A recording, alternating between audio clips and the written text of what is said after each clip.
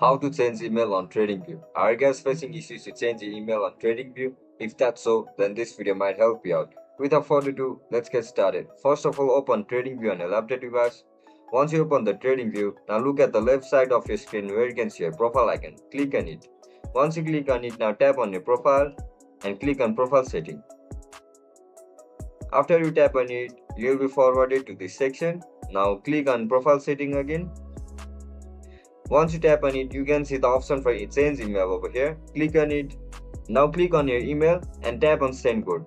Once you click on send code, TradingView will send you a verification code so that you can change your email. Now click on submit.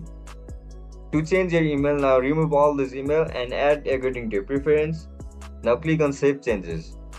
And that's it guys, that's how we're gonna change email on TradingView. If you guys found this video helpful, don't forget to like, share and subscribe to our channel. See you in the next one. Bye bye.